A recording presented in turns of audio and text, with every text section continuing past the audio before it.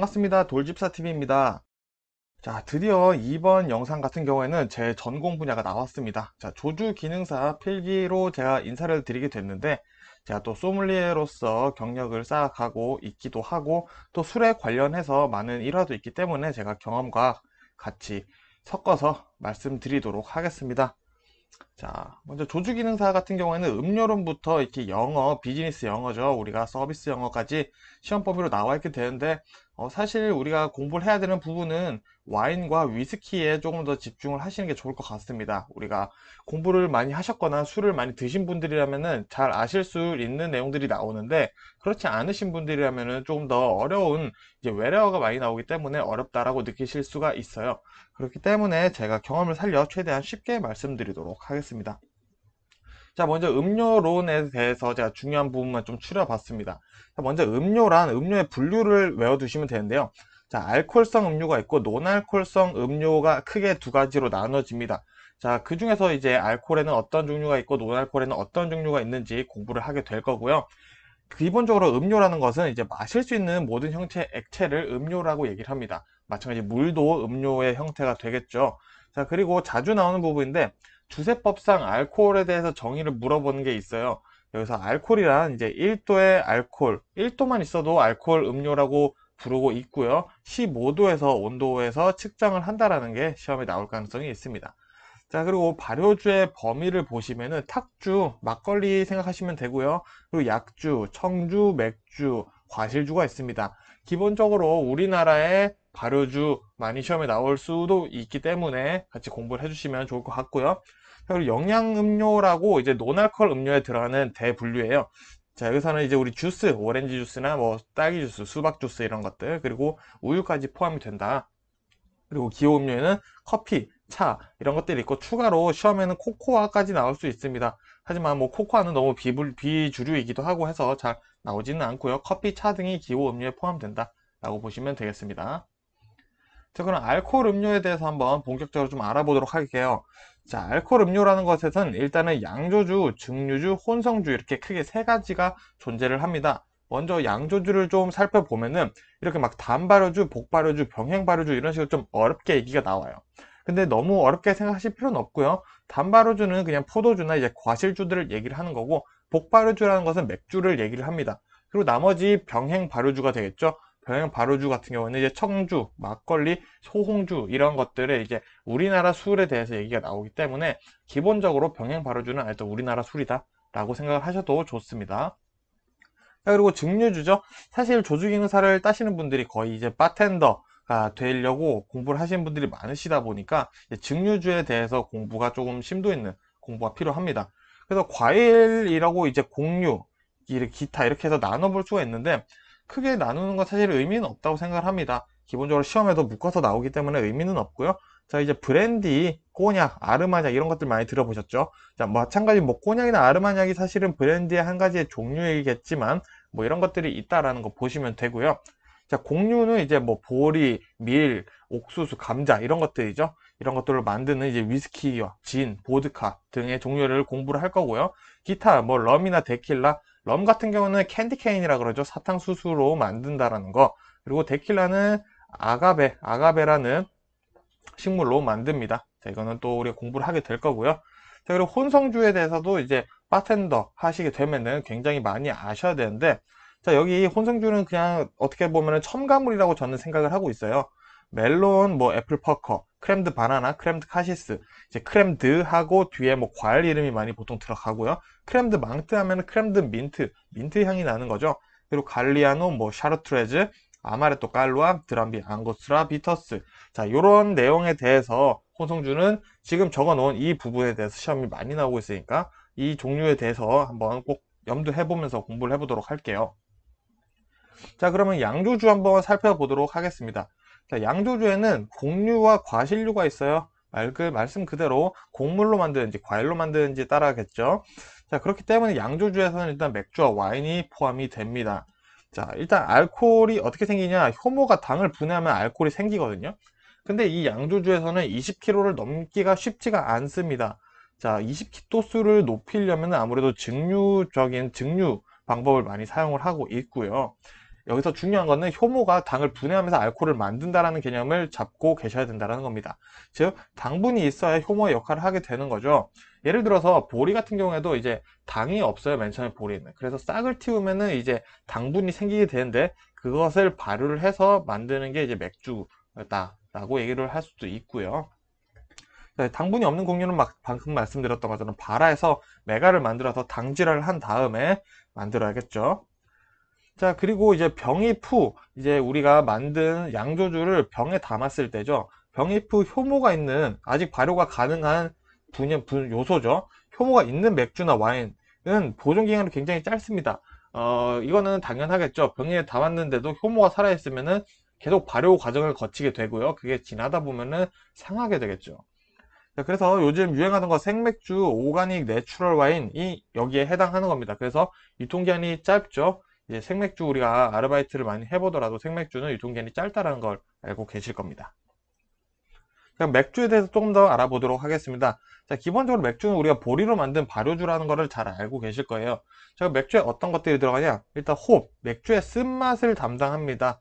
자, 쓴맛과 이제 향기를 보존시키고 메가의 단백질을 제거해 줍니다. 자, 아까 맥주 만들 때 우리가 보리에 싹을 틔워서 당질화를 한다고 말씀드렸죠. 그럼 메가가 되는데 여기서 단백질을 제거해 주는 역할이 홉이 한다라는 거. 자, 여기서 시험 문제 나올 수 있는 부분이고요. 홉은 마찬가지로 잡균을 제거하거나 거품의 이제 향기, 아까 향기 말씀드렸죠. 향기와 지속성 그리고 수구성이 안 된 암꽃을 사용해야 된다라는 특징이 조금 있습니다. 자, 그리고 보리 볼게요. 보리는 껍질이 얇을수록 좋아요. 그리고 단백질이 적어야 좋은데 이제 우리가 아까 당질을 하기 위해서는 이제 싹을 틔운다고 했죠. 그래서 보리 같은 경우는 이제 95% 정도의 발화율이 잘 되는 것들을 사용을 하고 있고요. 수분 함유는 10% 정도 되면 좋고 전분은 많을수록 좋다라는 거 시험에 나오고 있습니다. 자, 그럼 메가에 대해서 한번 살펴볼게요. 자, 이제 보리를 싹 틔운 거예요. 보리의 싹을 틔운 다음에 정확히는 건조까지 시킨 게 이제 메가라고 할 수 있는데 이제 이 메가가 숙성 기간 동안 단백질과 결합하기 시작합니다. 그렇기 때문에 이 맥주에 들어가는 성분들, 홉, 보리, 메가에 대한 개념, 그리고 여기에 들어와 있는 내용들까지 머릿속에 담아 주시면 좋을 것 같아요. 자, 나라별로 맥주를 어떻게 읽는지 요거는 뭐 우리 조주 기능사로서 상식이기도 하고 간혹 시험에 나오기도 하니까 한번 보도록 할게요. 자, 독일에서 비어라고 합니다. 마찬가지 잘 알고 계시죠? 자, 그리고 포르투갈, 스페인어 같은 언어로 쓰죠. 세르베하라고 읽습니다. 그리고 프랑스는 비에흐라고 읽고요. 이탈리아는 비르라 이렇게 발음을 약간 굴리는 비르라라고 읽고요. 그리고 러시아나 체코는 피보, 그리고 중국은 페이주, 그리고 일본은 비르라고 읽고 있습니다. 우리나라는 맥주죠. 자, 맥주의 분류. 자, 요거는 사실 실무에서 중요하지 않지만 시험에 나오는 부분들이에요. 자, 상면 발효 맥주라는 게 시험에 종종 나옵니다. 자, 요거는 발효하는 중에 표면에 떠오르는 상면 발효 효모. 쉽게 얘기하면 그냥 효모, 발효 중에 표면에 떠오르는 효모가 있어요. 그거를 이제 고온에서 발효시킨 것을 우리는 상면 발효 맥주라고 하는데 어떤 종류가 있는지 좀 봐야겠죠. 자, 먼저 포터 맥주, 에일 맥주, 스타우트 맥주가 있어요. 포터 맥주는 일단 흑맥주를 얘기를 하는데 약간 쓴맛이 덜한 흑맥주를 얘기를 합니다. 알코올 도수는 보통의 맥주 알코올 도수와 비슷하고요. 에일 맥주는 홉이 많이 들어가서 쓰겠죠? 아까 홉은 쓰고 향기를 담당한다라고 했어요. 그래서 에일 맥주는 쓰고 향기가 좋습니다, 보통. 그리고 또 거품이 적다라는 특징을 가지고 있고요. 자, 스타우트 맥주 잘 알고 계시죠? 메가를 볶아서 캐러멜라이즈, 약간 갈색처럼 그을린 거죠. 캐러멜라이즈를 한 뒤에 맥주를 만드는 거예요. 그렇기 때문에는 아니지만 알코올이 6도에서 8도, 보통 알코올 뭐 맥주보다는 뭐 1도 정도는 더 높다라고 보시면 됩니다. 자, 그리고 시험에 자주 나오는 친구 보크비어입니다. 자, 흑맥주 중에서도 알코올이 높은 것을 우리는 보크비어라고 얘기를 해요. 자, 그래서 보크비어가 어떤 건지 머릿속에 담아 주시고요. 자, 우리 생맥주 드래프트 비어라고 하죠. 생맥주는 뭐냐 그러면은 자, 효모를 살균하지 않은 거예요. 그렇기 때문에 아까 말씀드렸던 것처럼 유통기한이 짧아서 저장기간이 짧아요. 그렇게 하지만 그렇게 함으로써 본연의 맛이 더 살아나서 생맥주가 더 맛있다라는 얘기를 많이 하죠. 그래서 효모가 있기 때문에 저장성이 낮고요. 라거나 스타우트 같은 맥주들은 살균을 했기 때문에 오랜 저장이 가능하다는 것. 즉 라거나 스타우트는 우리가 효모가 없다라고 생각을 할 수 있겠죠. 자, 와인입니다. 자, 조주 기능사의 문제는 와인이에요. 사실 바텐더를 하시는 분들이 와인을 많이 접하실 일이 없는데 와인에 대한 부분이 꽤 많이 나옵니다. 시험 문제에서도 와인이 거의 뭐 1과목 같은 경우에서는 절반 이상이 나오는 것 같아요. 자, 와인을 최대한 쉽게 설명드리겠습니다. 자, 와인은 일단은 수확, 분쇄, 발효, 압착, 숙성, 여과, 병입의 과정을 거칩니다. 자, 일단은 우리가 제껴볼게요. 수확이나 병입은 당연히 처음과 끝에 존재를 할 것 같아요. 자, 그런 다음에 우리가 분쇄를 먼저 해야지 일단은 그 포도를 분리를 할 수 있겠죠. 나무 가지와. 그리고 나서 발효를 하고요. 압착 한번 쭉 짜냅니다. 그 발효한 것들을. 그러면은 이 주스라고 흐르는데 흘러내리는 주스들이 있죠. 이제 액체를 주스라고 합니다. 그걸 가지고 이제 숙성을 하고요. 이제 1년의 여과 과정을 거친다라고 되어 있는데 뭐 실제로는 이렇게 다 하진 않지만 시험에서는 이 과정을 거친다라고 정해놨으니 우리는 이 과정을 외워야겠죠. 자, 그리고 와인에는 이산화황이 아주 극소량이 들어갑니다. 자, 어떻게 보면은 와인에도 효모가 있겠죠. 그 효모의 역할을 멈추게 해주는 것이 이산화황입니다. 그래서 이산화황이 들어가면은 산화가 방지되고 부패가 방지가 돼요. 그래서 우리가 이산화황이 없다라고 얘기하면은 아무래도 발효가 계속 되기 때문에 저장 기간이 짧겠죠. 하지만 그만큼 새로운 맛이 있다 라고 홍보를 하기 시작하는 게 우리가 말하는 내추럴 와인, 오가닉 와인이라고 이해를 하시면 되겠습니다. 물론 더 심오하지만 시험에 나오는 내용만 말씀드리고 있어요. 자, 그리고 와인 같은 경우에는 이 포도로 와인을 만들었을 때 알코올이 몇 도 정도 되겠다라는 게 계산이 가능해요. 자, 왜냐? 16.5g의 법칙이 있습니다. 자, 와인에서 1도의 알코올을 만들려면은 16.5g의 당분이 필요하다라고 얘기를 하고 있어요. 자, 요거도 시험에 나올 수 있겠죠. 자, 마찬가지 이 계산으로 몇 도 와인이 탄생할 수 있는지 알겠죠. 자, 그리고 와인의 부르는 명칭은 제가 나라 3개 정도로만 중요하게 줄여봤습니다. 자, 일단 프랑스는 뱅이라고 얘기를 해요. 우리 꼬끄뱅 하면은 꼬끄가 닭이죠. 닭을 와인에 넣고 조린 음식이 프랑스의 꼬끄뱅이 있을 거고요. 이탈리아는 비뇨라고 얘기합니다. 그리고 포르투갈, 마찬가지 스페인 같은 언어를 쓰고 있는 나라는 비뉴라고 읽습니다. 자, 그리고 시험에 간혹 나오는 게 이제 프렌치 패러독스예요.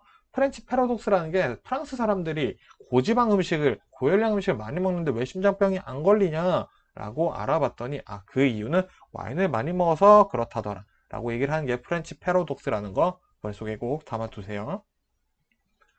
자, 그러면은 레드 와인 품종 한번 제가 나눠봤는데 읽어보도록 하겠습니다. 일단 기본적으로 레드 와인에 있는 이제 물질이 뭐냐? 레스베라트라는 게 있고요. 그리고 뭐 물론 세로토닌, 뭐 안토시아닌 뭐 이런 것들이 다 있는데 일단 시험에는 레스베라트가 좀 나와요. 레스베라트롤이 좀 나오는데 황산화 물질이라고 생각을 하시면 되고요. 대표적인 레드 와인 품종 한번 읽어볼게요. 외래어라 굉장히 힘들지만 읽어보시다 보면은 언젠가 익숙해집니다.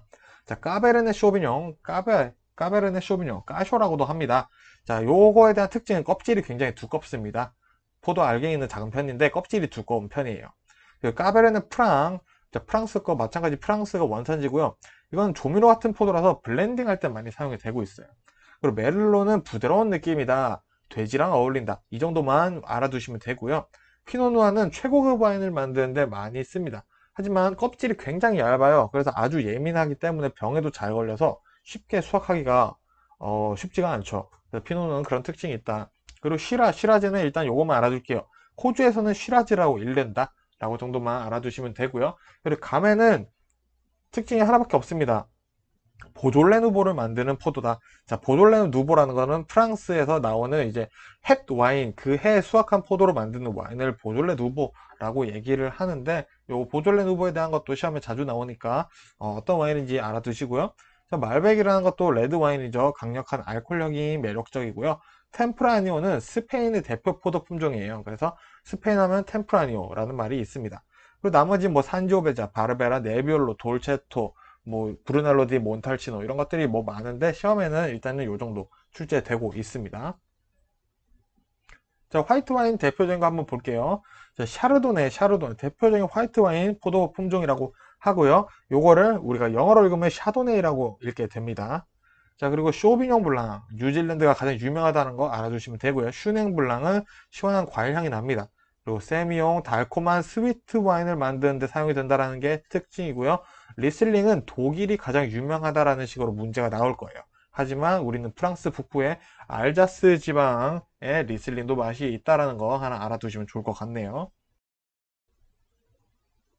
자, 그러면은 양조주 국가별 와인 특징 한번 알아보도록 하겠습니다. 첫 번째 프랑스인데요. 프랑스의 대표적인 와인 산지는 일단 들어보셨을 만한 보르도 그리고 부르고뉴가 있습니다. 그리고 추가로 방금 말씀드렸던 알자스, 프로방스, 샹파뉴, 랑그독, 루시옹, 론 뭐 이런 식으로 있는데 시험에 자주 나오는 친구들이 누구냐? 보르도, 부르고뉴, 쌍파뉴, 뭐 론 정도 일단은 대표적으로 나오고 있습니다. 자, 그리고 보르도에 어떤 마을이 있는지 알아볼게요. 보르도가 예를 들어서 우리나라에 뭐 경기도 이천이다 이 정도 되면 이천에도 여러 가지 마을이 있겠죠. 이제 그 보르도에 어떤 마을이 있는지 시험에 나오게 되는데요. 자, 보르도에는 메독이 있고요. 생떼밀리옹, 그리고 그라브, 소텔은 바르사, 포물로 이 정도 알면은 사실은 웬만한 와인도 다 읽으실 수 있으실 거고요.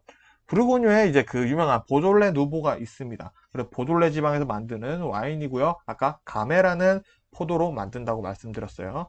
그리고 꼬트두르가 있고요. 마코네, 샤블리 이런 것들이 부르고뉴에서 나오고 있습니다. 그래서 샤블리에서는 거의 샤르도네라는 품종을 쓰고 있다라는 거, 샤도네이라고도 말씀드렸죠. 샤르도네를 샤블리에서 만들고 있습니다. 그리고 론에서는 에르미타주, 꽁드리우 이런 마을들이 있습니다. 론 같은 경우는 이제 북부론, 남부론 이렇게 나눠서 얘기를 하기도 하는데 시험에는 그렇게까지 나눠지는 않고요. 자, 샹파뉴 있습니다. 샹파뉴. 샹파뉴는 샴페인을 만드는 곳이죠. 프랑스의 스파클링 와인이다 하면은 이제 보통 우리가 여러 가지 단어가 있습니다. 하지만 샴파뉴에서 만든 스파클링 와인은 국제법상으로 샴페인이라고 얘기를 한다라는 거 알아두시면 좋고요. 그리고 알자스 아까 말씀드렸던 리슬링, 왜 독일이랑 붙어 있거든요. 그래서 리슬링이 굉장히 맛있습니다. 그리고 프랑스 와인 등급 체계 외워두셔야 돼요. 자, 최고 등급은 AOC라고 합니다. 최상급이고요. 자, VDQS 이거는 우리가 쉽게 소믈리에 분들이 베데키에스라고 많이 부릅니다. 베데키에스 이렇게 부르는데 이게 두 번째 2등급이라고 하시면 되고요. 그리고 뱅드페이 지역 등급의 와인이다. 그리고 가장 낮은 게 뱅드따블이라고 얘기를 한다는 거 보시면 되고요. AOC 뭐 굳이 읽어드리면은 아펠라시옹 디 오리진 콩트롤레라고 얘기를 합니다. 자, 그리고 이탈리아 한번 보겠습니다. 이탈리아에는 피에몬테, 베네토, 토스카나 요거 3개 정도 외워주시면 돼요.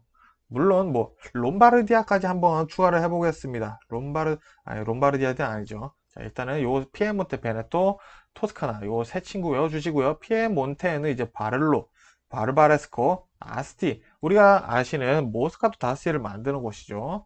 자, 뭐 다스티에서 만든 모스카토 포도 품종이다 라고 해서 모스카토 다스티라는 이름이 지어지게 됐고요. 모스카토는 포도 품종입니다.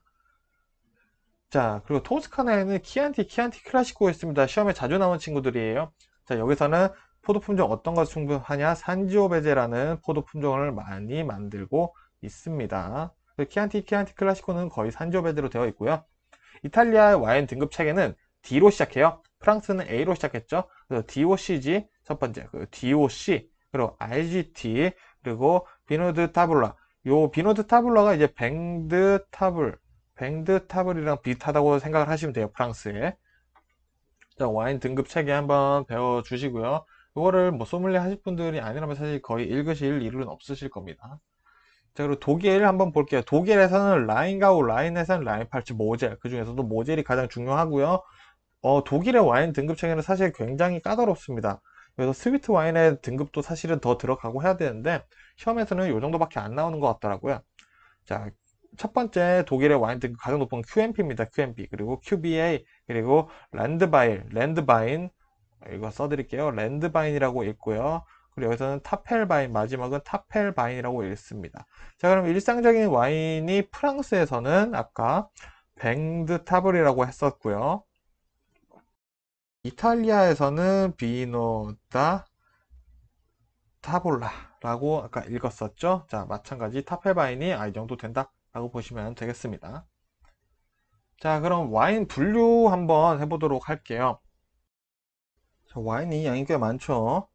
자, 스파클링 와인에 대해서 한번 조금 더 알아볼게요. 일단 시험에 나오는 게 어떤 게 나오냐? 아까 샴페인, 프랑스 샹파뉴 지방에서 만드는 스파클링 와인을 샴페인이라고 부른다 말씀드렸어요. 자, 여기서 일단은 포도는 세 가지만 씁니다. 피노누아, 피노메니에, 그리고 샤르도네만 이용해서 만듭니다. 자, 여기서 시험에 나오는 게 하나가 또 있어요. 자, 샤르도네 한 가지로만 만든 샴페인을 뭐라고 하냐? 우리는 블랑드 블랑이라고 얘기를 합니다. 자, 그러면 피노누아나 피노메니에, 왜냐? 얘네는 사실 레드와인 포도 품종이 들어거든요. 빨간색이에요. 검은 포도라고 하죠. 근데 껍질을 다 벗겨서 만들어요. 근데 피노누아나 피노메니에가 들어갔다 라고 얘기를 하면은 여기서는 이제 블랑드 누아라고 얘기를 합니다. 자, 이것도 간혹 시험에 나올 수가 있으니 머릿속에 담아 주시고요. 그래서 돈페리뇽 샴페인 있죠? 거기 돈페리뇽 수도사 아저씨가 만들어서 우리가 돈페리뇽이라고 만드는 샴페인이 있습니다. 이거 코르크마개를 만드신 분이에요. 자, 그럼 이 스파클링 와인을 나라마다 어떻게 부르는지 또 시험에 자주 나오고 있어요. 스페인, 칠레 같은 경우에서는 까바라고 얘기를 하고요. 독일에서는 젝트라고 얘기를 합니다. 그리고 프랑스에서는 샴페인을 제외한 스파클링 와인은 백무색, 크레망이라고 부르는데 이거는 기포의 차이에 따라 나누는 거기 때문에 크게 신경 쓰실 필요는 없고요. 이탈리아에서는 이제 스푸만테라고 부른다라고 보시면 되겠습니다.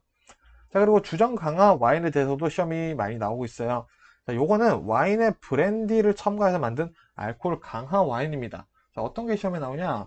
자, 스페인의 쉐리 와인, 포르투갈의 포트 와인, 그리고 시칠리아의 마르살라라는 이 세 가지 와인이 주정 강화 와인, 포티파이드 와인으로 자주 나오고 있습니다. 그래서 각 국가별로 대표적인 주정 강화 와인 외워주시고요. 추가로 이제 아몬티라도가 뭐냐라고 물어보실 수도 있어요. 자, 이거는 호박색의 미디움 스위트의 쉐리 와인이다 라고 알아두시면 되고요. 자, 그리고 솔레라 시스템이라는 단어가 주정 강화 와인 하면 거의 따라 나옵니다. 자, 이것도 쉐리 와인에 대한 얘기예요. 쉐리 와인을 숙성 중에 이제 조금씩 블렌딩 한다. 이것저것 섞어서 만드는 시스템을 이제 솔레라 시스템.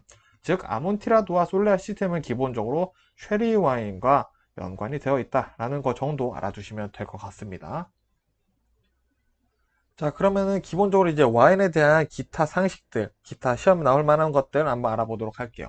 자, 와인 음용의 적정 온도가 있습니다. 크게 18도에서 6도죠. 6도에서 18도 사이에서 나눠지고 있고요. 무거운 레드 와인, 바디가 무겁다라는 것을 얘기를 하는 거고요. 15에서 18도, 그리고 미디움은 13에서 15도, 그리고 라이트에서 레드 로제는 10도에서 13도, 자, 화이트 와인은 9도에서 10도, 샴페인은 6도에서 8도. 즉, 요거는 바디, 와인의 무게감 있죠? 약간 무거울수록 약간 두유 같은 느낌이 나요. 걸쭉한.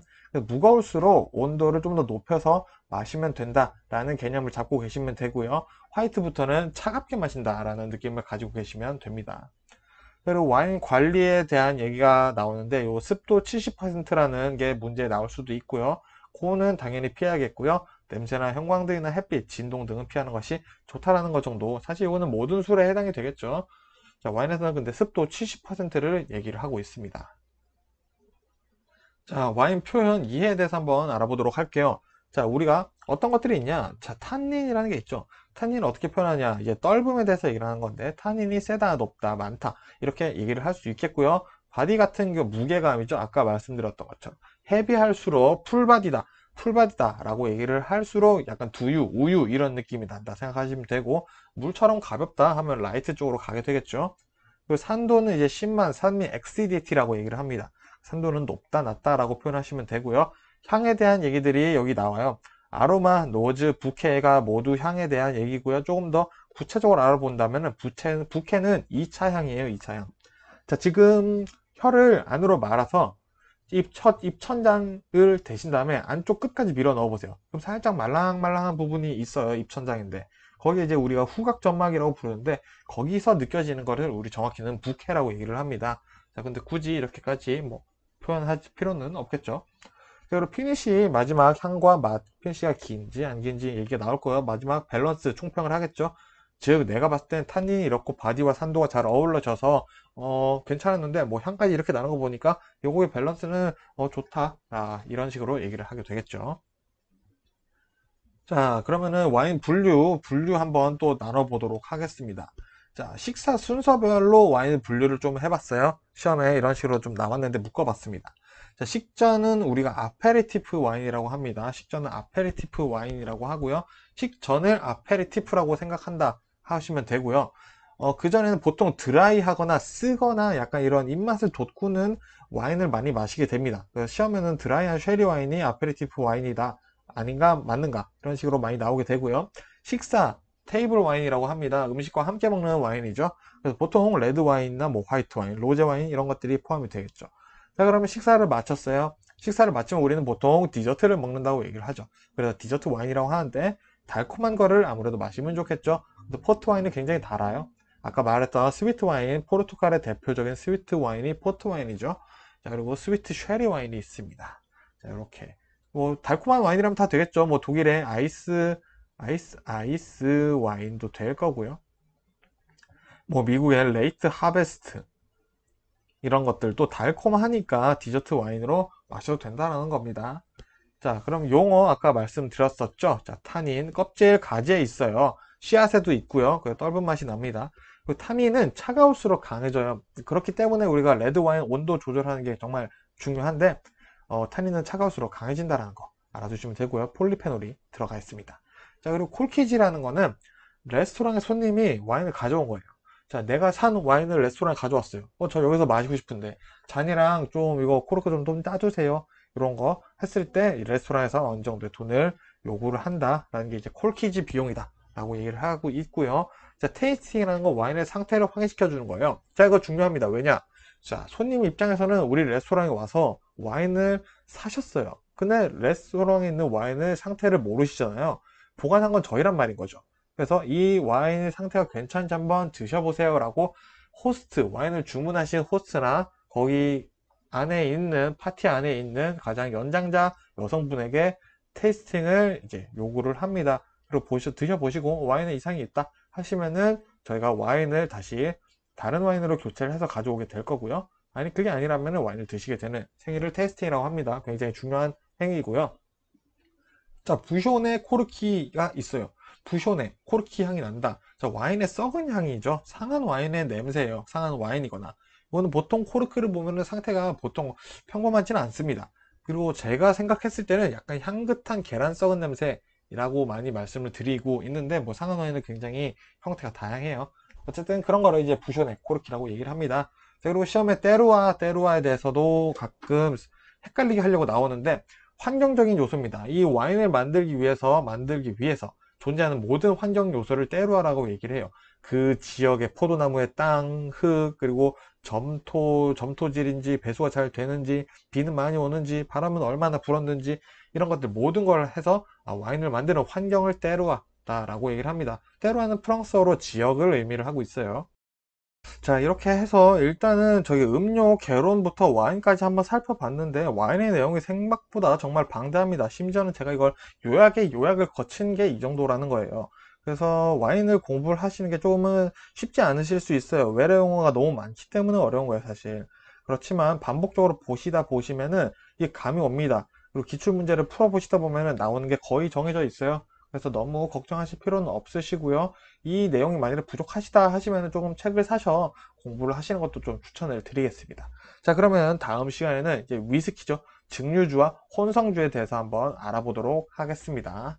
고생 많으셨습니다.